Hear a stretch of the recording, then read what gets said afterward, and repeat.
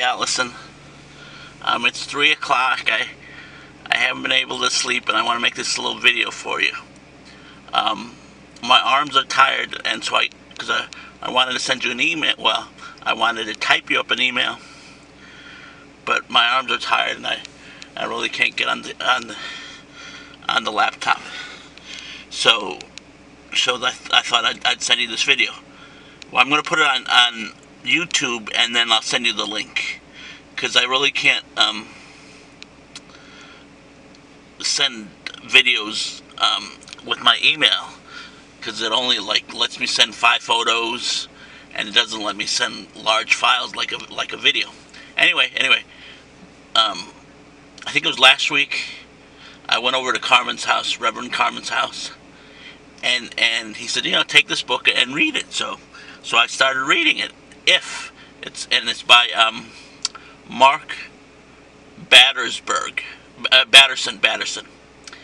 and so it's a good book, and I enjoyed it, And then Wednesday we had fellowship, and Carmen taught, and then Reverend Charlene, she lives near San Antonio, about 3 hours from us, and she. Carmen turned it over to her, and she did the communion. So, after communion, I started reading the book. But, reading the book after communion was like God opening my eyes and said, look how heavy this book is. This book has a lot of information. And then I was thinking, look, every 2 pages I could do a teaching, And Mark talks about he went to Paris, he went to the Eiffel Tower with his wife, and he kissed his wife on the top of the Eiffel Tower. And he says, it didn't happen in a day, and that there was 667 steps from the first floor to the second floor, and then you took an elevator on up. And that's kind of what I remember the book saying, And it was, so many feet, it was the tallest building, and Gustav Eiffel was the designer. So, but what God is telling me, it's correct, it's right. It didn't happen one day to the next. You were in America. One, you needed to get passports, and see, that's very clear, because I went to India, and I didn't have a passport. I didn't even have my birth certificate. So I got online, went to the county in Illinois, found that, sent them an email, I mailed them a money order, and sent them, I guess filled out the form, and so then I got my certified birth certificate. Then I went to the passport place and got my passport. So it's a process, and then to go to India, I needed money. So I had 3 months. So I said, if I save this much each month, then I'll have my flight.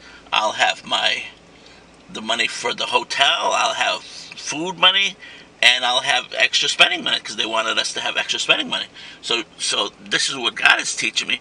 And so Mark needed to do a whole bunch of things like that, and probably maybe Mark even learned a little bit of French. And so he takes his wife to Paris, and he probably, like I said, learned a little French, told the cab driver, I want to go to the Eiffel Tower. They go, and I guess he paid the fee there.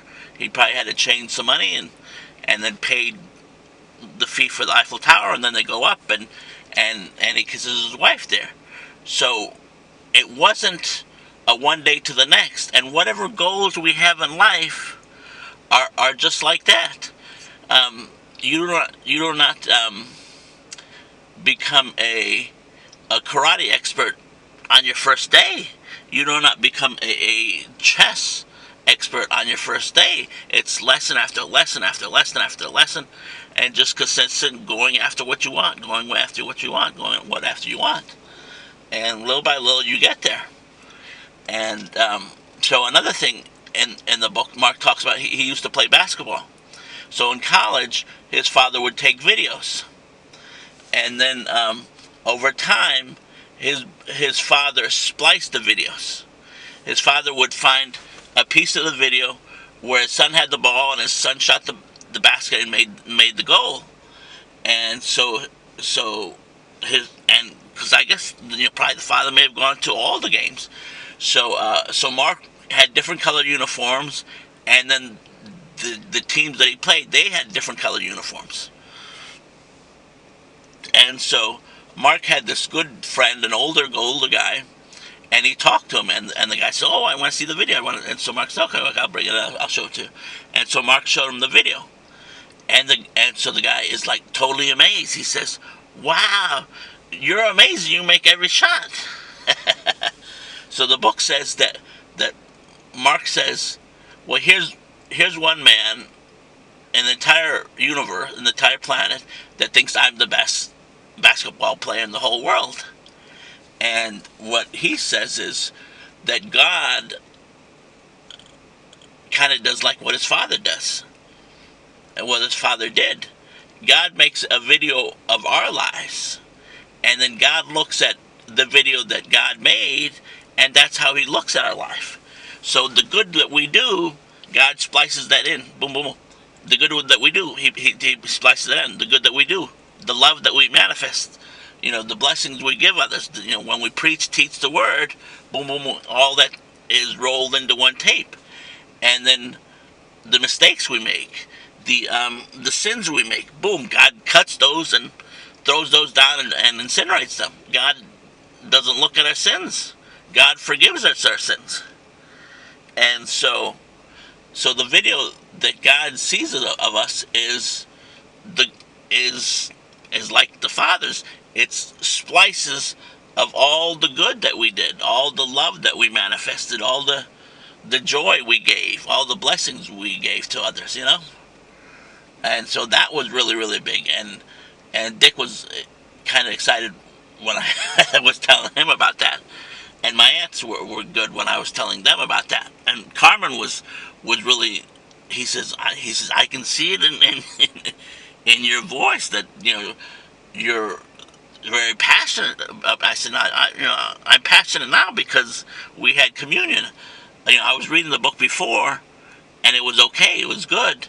But now, after communion, God opened my eyes, and now I'm seeing more. I'm taking it in more, and it's affecting me more. And then